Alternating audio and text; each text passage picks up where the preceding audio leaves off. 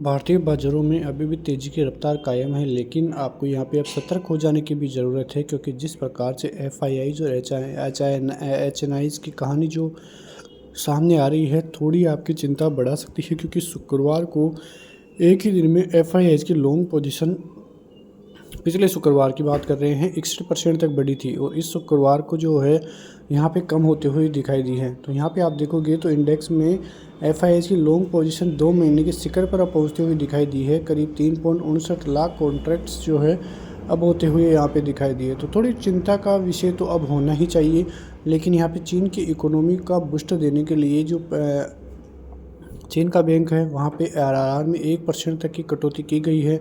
तो एक बहुत ही ज़बरदस्त तरीके से चीन की इकोनॉमी के हालात अभी जो है बनते हुए दिखाई दे रहे हैं। वहाँ पे जो बेरोज़गारी दर के आंकड़े हैं बहुत ख़राब आते हुए दिखाई दे रहे हैं, और जो इकोनॉमी में सबसे बड़ा जो हाथ रहता था मतलब रियल इस्टेट, वहाँ पे मंदी के आसार दिखाई दे रहे हैं। वहाँ के हालात अब 2008 के जैसे आते हुए दिखाई दे रही है, क्योंकि 2008 में भी ऐसी ही स्थितियाँ वहाँ पे बनती हुई दिखाई दे रही थी, और अब फिर से वैसी ही स्थितियाँ आती हुई दिखाई दे रही हैं।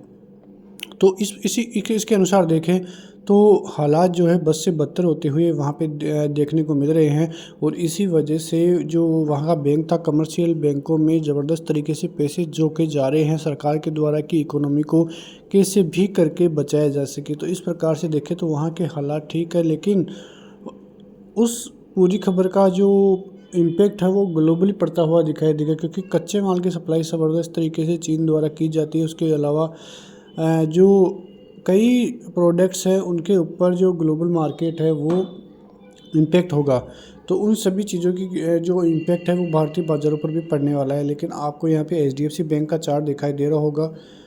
शुक्रवार के दिन जिस प्रकार की बैंक निफ्टी में गिरावट देखने को मिली लगभग 1% से भी ज़्यादा, तो यहाँ पे एचडीएफसी बैंक की बात करें तो आपको ये मंथली चार्ट यहाँ पे दिख रहा होगा, और ये जो चार्ट है वो बता रहा है कि 2021 से 2024 के बीच में जिस प्रकार का कंसोलिडेशन एचडीएफसी बैंक में देखने को मिला है काफ़ी ज़बरदस्त है।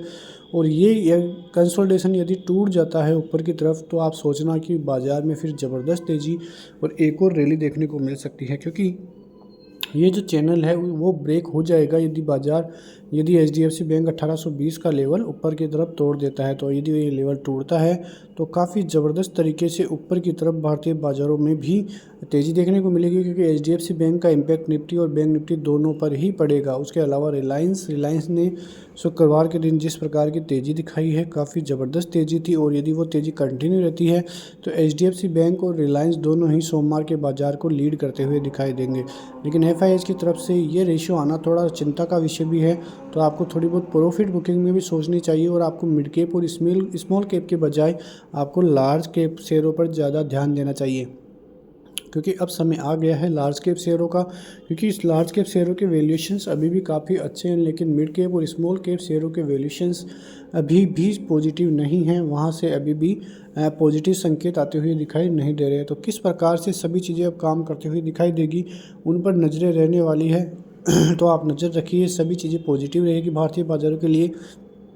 लेकिन जो हिजबुल्ला और इज़राइल में अभी चल रहा है वहाँ से संकेत नेगेटिव है। वहाँ के हालात जो है बद से बदतर होते जा रहे हैं। हिजबुल्ला का जो चीफ है मारे जाने की खबर है, आज ये न्यूज़ आती हुई दिखाई दी है। तो ये सभी चीज़ें ग्लोबली इम्पैक्ट करेगी या नहीं करेगी वो अब देखने वाली बात रहेगी, क्योंकि क्रूड ऑयल में लगातार गिरावट के बीच में ऐसी खबरें आना क्रूड ऑयल को थोड़ी तेज़ी के संकेत भी दे सकता है। तो ये सभी चीज़ें जो है भारतीय बाज़ारों को सोमवार को इम्पैक्ट करने वाली हैं। इन सभी चीज़ों पर नज़र रखिए। मिलते हैं नेक्स्ट वीडियो में, तब तक के लिए नमस्कार। जय हिंद, जय भारत, वंदे मातरम।